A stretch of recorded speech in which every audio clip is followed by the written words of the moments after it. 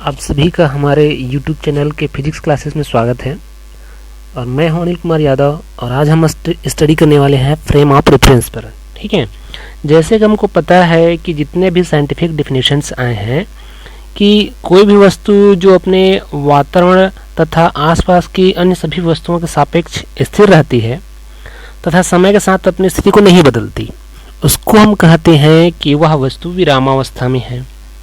ठीक है, और यदि कोई वस्तु समय के साथ अपनी स्थिति में परिवर्तन करती है तो हम कहते हैं कि वह वस्तु जो है गत्यावस्था में है, यानी कि एब्सोल्यूट मोशन में है। ठीक है, तो इस तरीके से हमने एब्सोल्यूट मोशन और एब्सोल्यूट रेस्ट, ठीक, इन दोनों के बारे में जान लेते हैं। वैसे तो जितने भी डेफिनेशंस हैं सभी के सभी क्या है, रिस्पेक्ट में है, सापेक्षिक हैं, यानी कि निरपेक्ष विरामावस्था में नहीं है और ना तो निरपेक्ष गत्यावस्था में नहीं है। कहा जाए तो ये कि ब्रह्मांड में कोई भी वस्तु ना तो निरपेक्ष विरामावस्था में है और ना तो निरपेक्ष गत्यावस्था में है, यानी कि ठीक है, हम कहें कि पूरा का पूरा जो ब्रह्मांड है, ठीक है, वो क्या है, जैसे हम ब्रह्मांड पर बाद में चलेंगे, हम अपने पहले आते हैं। हम अर्थ पर हैं और अर्थ क्या कर रहा है, रोटेट कर रहा है। अर्थ क्या कर रहा है, रोटेट कर रहा है। अर्थ रोटेट कर रहा है और अर्थ के सरफेस पे हम भी रहते हैं, यानी कि हम भी रोटेट कर रहे हैं। ठीक है, तो हम अर्थ के रिस्पेक्ट में क्या हुए, हम अर्थ के रिस्पेक्ट में रेस्ट में हुए। ठीक है, अब यदि अर्थ जो है, ठीक है, जैसे कि हमको पता है कि अर्थ जो है सन के चारों तरफ मोशन कर रहा है, तो हम सन के रिस्पेक्ट में किस में हुए, हम सन के रिस्पेक्ट में जो है मोशन में हुए। ठीक है, किस में हुए, हम सन के रिस्पेक्ट में किस में हो गए, मोशन में हो गए। अब सन क्या कर रहा है, सन पूरे यूनिवर्स का चक्कर लगा रहा है। ठीक है, यानी कि जो पूरा का पूरा आकाश गंगा है, ठीक है, जितने भी आकाश गंगाएं हैं उनमें मोशन करता है। ठीक है, तो इस तरीके से ना तो हम निरपेक्ष विरामावस्था में है ना तो निरपेक्ष गत्यावस्था में है। ठीक है, सभी के सभी क्या है, रिस्पेक्ट में है एक दूसरे के, किसमें है, रिस्पेक्ट में है। ठीक है, तो इस तरीके से हम कह सकते हैं कि ब्रह्मांड में कोई भी वस्तु ना तो निरपेक्ष विरामावस्था में है और ना तो निरपेक्ष गत्यावस्था में है। तो देखा जाए तो निरपेक्ष विरामावस्था और निरपेक्ष गत्यावस्था ये दोनों ही निरर्थक है। ठीक है, अब आइए हम आगे चलते हैं अपने सिस्टम पर, यानी कि सिस्टम किसे कहते हैं। जैसे कि आप सबको पता ही होगा, ठीक है, रेफरेंस सिस्टम के बारे में, यानी कि रेफरेंस सिस्टम एक ऐसा सिस्टम है जिसके सापेक्ष किसी भी वस्तु की स्थिति अथवा गति को बताई जा सकती है। ठीक है, उसको अपन क्या कहते हैं, रेफरेंस सिस्टम कहते हैं, यानी कि निर्देश तंत्र कहते हैं। ठीक, वैसे इसके बहुत सारे एग्जाम्पल हैं निर्देश तंत्र के, रेफरेंस सिस्टम के। ठीक है, एग्जाम्पल के लिए अपन ट्रेन कर लेते हैं। ठीक है, यदि कोई व्यक्ति ट्रेन में बैठा है, ठीक, और चलती हुई रेलगाड़ी में वह व्यक्ति जो है बैठा है, यानी कि ट्रेन के रिस्पेक्ट में वह क्या है, रेस्ट में है, लेकिन बाहर जो प्रेक्षक है उसके रिस्पेक्ट में जो है वह मोशन में है। ठीक है, किस में है, मोशन में है। तो रेलगाड़ी में बैठे प्रेक्षक को जो पत्थर का टुकड़ा बाहर की ओर फेंकता है, ठीक है, तो उसको क्या लगता है, उसको लगता है ऊर्ध्वाधर, यानी कि इस डायग्राम के जैसा लगेगा आपको। ठीक है, ट्रेन के अंदर में जो व्यक्ति बैठा है वो पत्थर का टुकड़ा यदि बाहर फेंकता है तो उसको लगता है कि जो पत्थर का टुकड़ा है वो सीधा ऊर्ध्वाधर गिरेगा। ठीक है, और जो बाहर व्यक्ति बैठा है, जो ऑब्जर्वर है, ठीक है, जो कि ट्रेन को देख रहा है मोशन में है करके, उसको क्या लगेगा, उसको ये लगेगा कि जो पत्थर का टुकड़ा है वह ऐसा पैराबोला शेप में गिरेगा। ठीक है, तो इस तरीके से अलग अलग जो है क्या है, एक तरीके का ऑब्जर्वेशन हो रहा है ऑब्जर्वर के थ्रू। ठीक है ना, यानी कि हम इसको डिफाइन करने के लिए रेफरेंस सिस्टम का यूज करते हैं, निर्देश तंत्र का ही यूज करते हैं।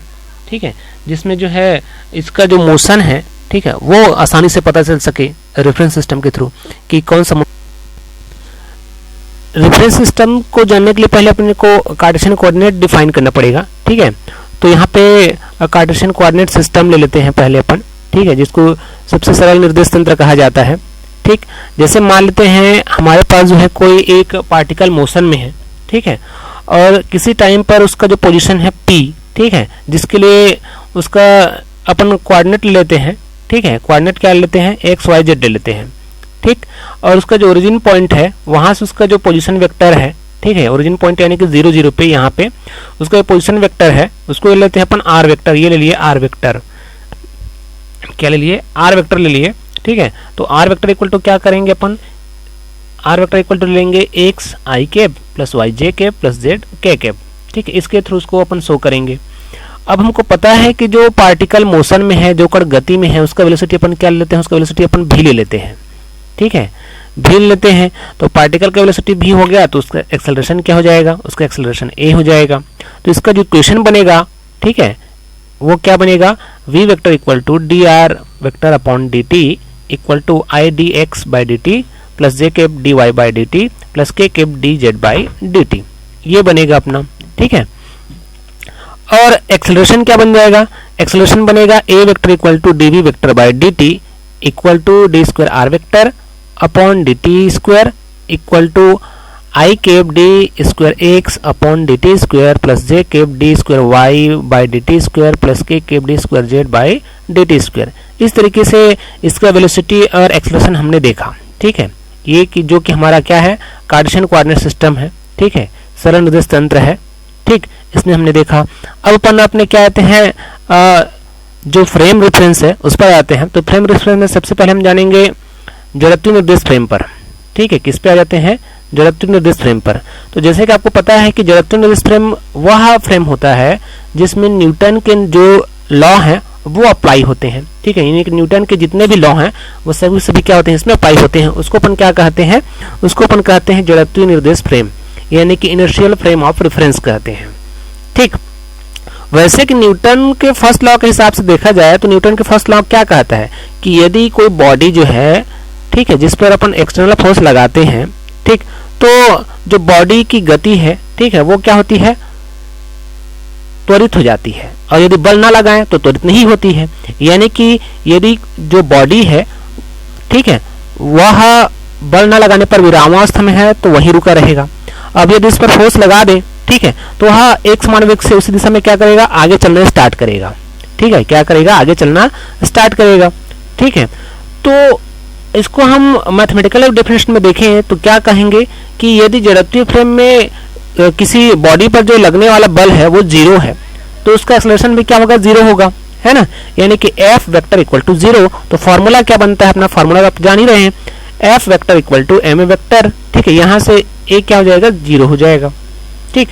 अब इसका पोजीशन भी 0 हो जाएगा, D square are vector by D T square equal to 0, ठीक। तो पोजीशन भी है वो भी सब क्या हो जाएंगे, 0 हो जाएंगे, ठीक है जी।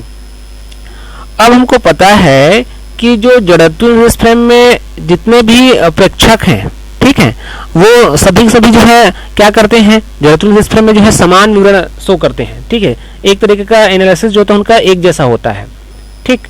यानी कि फ्रेम, दो फ्रेम लेते हैं यहाँ पे अपन, एक फ्रेम लेंगे एस, दूसरा फ्रेम क्या लेंगे, एस डैश लेंगे, ठीक है। और ये दोनों फ्रेम तभी इनर्शियल फ्रेम कहलाएंगे जब दोनों फ्रेमों में जो ऑब्जर्वर रहेगा, ठीक है, दोनों फ्रेमों को जो ऑब्जर्वर रहेगा उसके द्वारा जो बॉडी का एक्सेलरेशन है वो इक्वल रहेगा, एक समान रहेगा, ठीक है।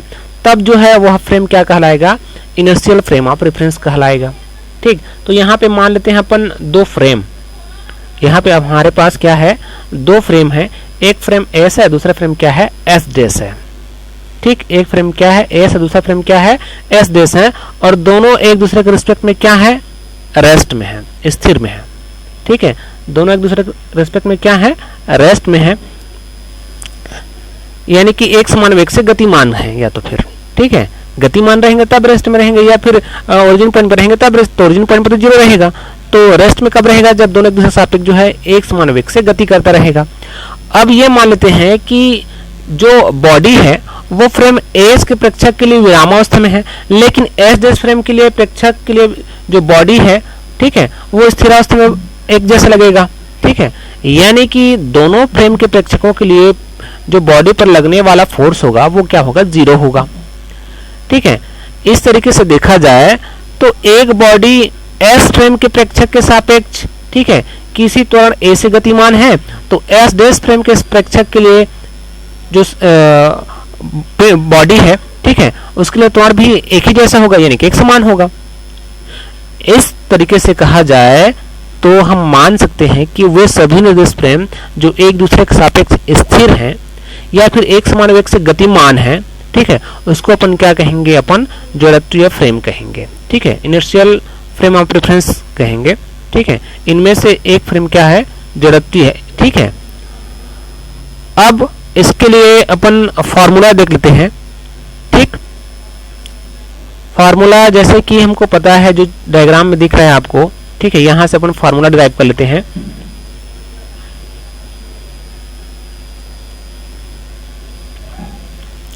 ये एक फ्रेम हो गया एस फ्रेम। ठीक है, इस एस फ्रेम में दूसरा फ्रेम है एस डैश फ्रेम, ये दूसरा फ्रेम है एस डैश फ्रेम। ठीक, जो कि एक दूसरे के रिस्पेक्ट में क्या है, कांस्टेंट वेलोसिटी से मूव कर रहे हैं। ठीक है, एक समान वेग से गतिमान है। स्टार्टिंग में क्या होगा, जब स्टार्टिंग में, ठीक है, इनिशियल टाइम पे t इक्वल टू 0 पर दोनों जो फ्रेम है, ठीक है, दोनों जो फ्रेम है उनके जो दोनों ओरिजिन पॉइंट है, जो उनके जो दोनों मूल बिंदु हैं, वो एक दूसरे पर क्या होंगे, समपाती होंगे, यानी कि ओवरलैप कर जाएगा। ठीक है, इन दोनों फ्रेमों में से जो है, ठीक है, किसी टाइम पर, ठीक है, किसी टाइम t पर पार्टिकल का जो पोजीशन है, ठीक है, यानी कि उसका जो स्थिति है, उसके लिए अपन वेक्टर ले लेते हैं, एक के लिए r वेक्टर, दूसरे के लिए r डैश वेक्टर। ठीक है, तो इन दोनों रिलेशन क्या बनेगा, इन दोनों रिलेशन बनेगा r dash vector equal to r vector minus v vector t, ये बनेगा रिलेशन। ठीक है, अब उसके बाद जो अपना यहाँ पे डायग्राम बना है, ठीक है, यहाँ पे डायग्राम देख लेते हैं। ये जो है डायग्राम O और P, ठीक है, O डैश और P, O डैश और P, ये रहा अपना। ठीक है, O डैश और P। इस ट्राइंगल में अपन फॉर्मूला फिट कर लेते हैं। ठीक है, तो फॉर्मूला क्या लगेगा, OP vector equal to O dash vector plus O dash P। अब यहाँ पे OP इक्वल टू अपने क्या माना है, R वेक्टर माना है। ठीक है, OP इक्वल टू क्या हो जाएगा, यहाँ से OP इक्वल टू हो जाएगा आपका R वेक्टर, और O डैश इक्वल टू क्या हो जाएगा, V वेक्टर T हो जाएगा। ठीक है, और O dash P equal to क्या हो जाएगा, R वेक्टर डैश हो जाएगा। तो यहाँ से हमने उसको रख दिया। ठीक, अब रखने पर जो है R वेक्टर डैश का यहाँ पे वैल्यू निकाल लेते हैं, साइड चेंज करके हमने वैल्यू निकाल लिया। अब जो पार्टिकल का वेलोसिटी होगा वो हमको क्या करने से पता चलेगा। ठीक है, जो एस फ्रेम है, एस डैश फ्रेम है, ठीक है, उसमें अपन पार्टिकल का वेलोसिटी निकाल लेंगे। तो D are vector by D T equal to D R vector upon D T minus V. ठीक है, इसको अपन क्या किए, इक्वेशन जो 1.4 है उसको, ठीक है, एक बार डिफरेंशिएट कर दिए। अब जब सेकेंड टाइम इसको डिफरेंशिएट करेंगे, ठीक है, तो ये क्या हो जाएगा, एक्सेलरेशन में चेंज जाएगा। फर्स्ट टाइम इसको चेंज किए, ठीक है, फर्स्ट टाइम इसको जब डिफरेंशिएट किए तो वेलोसिटी में चेंज हो गया इक्वेशन 1.4 को। अब इक्वेशन 1.4 से जो वन टाइम डेरिवेटिव हुआ है उसको सेकेंड टाइम डेरिवेटिव करोगे तो एक्सेलरेशन में चेंज हो जाएगा। ठीक है, इस तरीके से क्या आ गया, a vector dash equal to a vector, यानी कि जो दो फ्रेम है हमारे पास, एक फ्रेम एस है, दूसरा फ्रेम एस डैश है, दोनों फ्रेम के लिए एक्सेलरेशन क्या हुआ, एक जैसा हुआ। दोनों फ्रेम के लिए एक्सप्रेशन क्या हुआ, एक जैसा हुआ, यानी कि एक समान हुआ, यानी कि दोनों फ्रेम क्या है, ठीक है, एक दूसरे के सापेक्ष जो है विरामावस्था में है, ऐसा कह सकते हैं। ठीक, यदि फ्रेम एक एस का या फिर एस डैश का किसी का भी जो एक्सप्रेशन है वो 0 होगा तो दूसरे फ्रेम का भी एक्सप्रेशन क्या होगा, 0 होगा। ठीक है, लेकिन हमको पता है कि एस फ्रेम क्या है, इनर्शियल फ्रेम है, तो एस डैश फ्रेम भी क्या होगा, इनर्शियल फ्रेम होगा। ठीक है,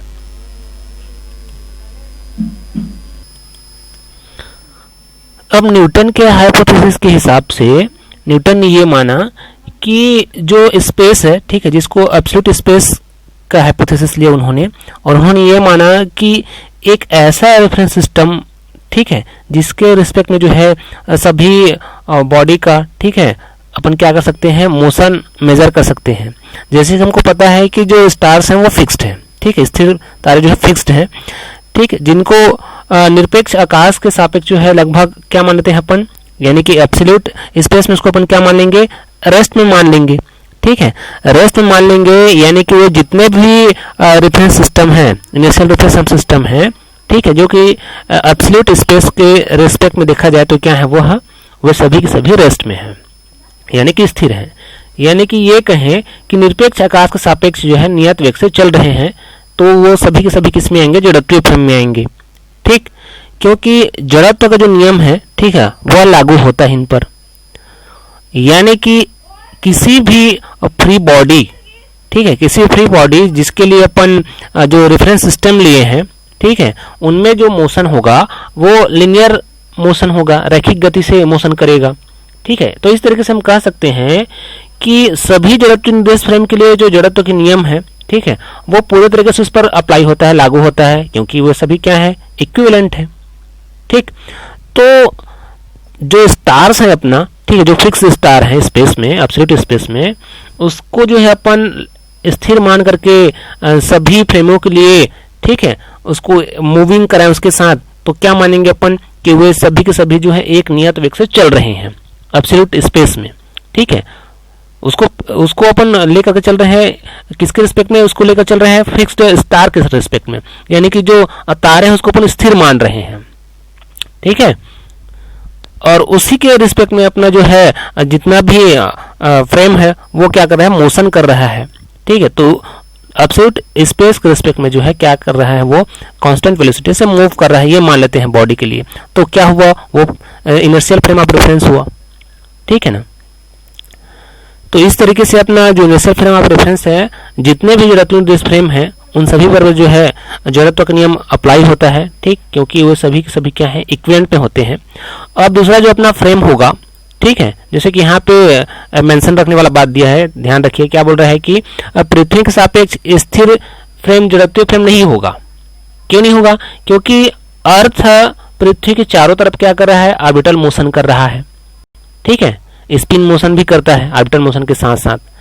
ठीक है, जिसके चलते जो है पृथ्वी की सतह पर प्रत्येक वस्तु पर पृथ्वी केंद्र की ओर क्या लगता है, अभिकेंद्रीय बल लगता है। ठीक है, क्या बल लगता है, अभिकेंद्रीय बल लगता है या फिर अभिकेंद्रीय त्वरण लगता है, जिसका वैल्यू ओमेगा स्क्वायर आर होता है। ठीक है, न्यूमेरिकल वैल्यू जैसे कि देखें अपन तो 2 pi upon 14 into 60 to the power whole square into 6.4 into 10 to the 6 हो जाएगा। ठीक है, तो इसका जो निकलेगा एक्सेलरेशन वैल्यू वो कितना निकलेगा, इसका जो एक्सेलरेशन वैल्यू निकलेगा 3.4 इंटू 10 टू द -2 मीटर पर सेकंड स्क्वायर निकलेगा। ठीक है, तो इस तरीके से जो है अर्थ को आप जड़त्वीय फ्रेम में नहीं ले सकते। ठीक, क्योंकि वो क्या कर रहा है, कक्षीय गति के साथ साथ जो है चक्रण गति भी कर रहा है। ठीक है, यानी कि ऑर्बिटल मोशन के साथ साथ जो है स्पिन मोशन भी कर रहा है, इसलिए आप उसको अर्थ को रेफरेंस ऑफ फ्रेम में नहीं ले सकते, जड़त्वीय फ्रेम में नहीं ले सकते। ठीक है, इनर्शियल फ्रेम ऑफ रेफरेंस में नहीं ले सकते। अब उसके बाद दूसरा अपना क्या है, दूसरा अपना है non inertial frame of reference है। ठीक है, उसके साथ फिक्सेस फोर्स के भी बारे में जानेंगे, यानी कि छद्म बल के बारे में जानेंगे। तो वे सभी निर्देश फ्रेम जिसमें न्यूटन का नियम जो है अप्लाई नहीं होता है, यानी कि न्यूटन का नियम जो उसमें लागू नहीं होता है, उसको अपन क्या कहते हैं, उसको अपन कहते हैं अजड़त्वीय निर्देश फ्रेम कहते हैं। ठीक है, और उनमें इस टाइप के फ्रेम में वे सभी एक्सेलरेटेड एंड रोटेटरी फ्रेम आते हैं। ठीक है, जिसको अपन अजड़त्वीय फ्रेम के नाम से जानते हैं। ठीक, यानी कि सभी ऐसे वस्तुएं जो कि त्वरित गति करते हैं और घूर्णी गति करते हैं। ठीक है, उसको अपन क्या कहते हैं, अजड़त्वीय फ्रेम कहते हैं। ठीक, तो मान लेते हैं, ठीक है, यहां पर भी अपना एक फ्रेम है, एक फ्रेम एस प्राइम है या फिर एस डैश कहें, दूसरा फ्रेम एस है। ठीक है, तो एस डैश फ्रेम किसी स्थिर फ्रेम एस के सापेक्ष जो है ए नॉट वेक्टर से क्या है, मूव कर रहा है, यानी कि एस डैश फ्रेम मोशन में है। ठीक है, और एस फ्रेम क्या है, रेस्ट में है।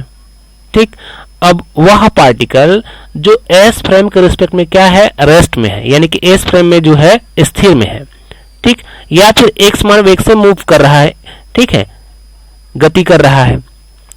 अब फ्रेम एस डैश के रिस्पेक्ट में क्या होगा, ठीक है, उसके लिए acceleration minus A vector not हो जाएगा। ठीक है, वो हो जाएगा एस डैश फ्रेम के लिए। ठीक, अब एस डैश फ्रेम का जो ऑब्जर्वर है, ठीक है, उस पार्टिकल पर कैसा फोर्स इमेजिन करेगा, वो इमेजिन करेगा minus M A vector not, ऐसा फोर्स लगेगा, ऑब्जर्वर को लगेगा कि फोर्स जो है वो नेगेटिव है उसके लिए, ठीक है, यानी कि minus M A vector not ऐसा लगेगा फोर्स उसको, ठीक। अब m यहां पे जैसे कि आपको पता है कि m क्या है, पार्टिकल का मास है, द्रव्यमान है, ठीक है। यही फोर्स जो है अपना, ठीक है, जहां पे अपन इसको कैसे शो कर सकते हैं, F not vector equal to M A not vector, जिसको अपन क्या शो कर रहे हैं, फिक्सस फोर्स शो कर रहे हैं, जो कि रियल नहीं है, रियल फोर्स नहीं है, वो तो ऑब्जर्वर के थ्रू लग रहा है ना, तो ऑब्जर्वर के थ्रू लग रहा है, इसलिए अपन क्या कहते हैं, इसको फिक्सस फोर्स कहते हैं, ठीक है, जो कि रियल फोर्स नहीं होता यहाँ पे, ठीक। बल्कि कहा जाए तो क्या कहा जाए कि निर्देश फ्रेम के सापेक्ष त्वरण के कारण प्रेक्षित हुआ है, किसके कारण, एक्सेलरेशन के थ्रू जो है वो ऑब्जर्व हुआ है, ठीक है। अब छद्म बल की जो यानी कि फिक्सस फोर्स का जो डायरेक्शन होगा, ठीक है, जो डायरेक्शन होगी उसकी जो दिशा होगी, छद्म बल की जो दिशा होगी निर्देश फ्रेम के सापेक्ष जो त्वरण की दिशा होगी उसके विपरीत लगेगी, तभी तो यहाँ पर हमने minus M A not vector लिया हुआ है ना, क्योंकि अपोजिट होगा। यानी कि क्या कहें, अपन कह सकते हैं कि जो फ्रेम एस डेस है वो अजड़त्वीय है, क्योंकि इसमें एक न्यूटन का फोर्स जो है अप्लाई ही नहीं हो रहा है, ठीक है। अप्लाई नहीं हो रहा है मतलब क्या हुआ है, ये तो अजड़त्वीय फ्रेम हो गया, नॉन इनर्शियल फ्रेम हो गया, ठीक है।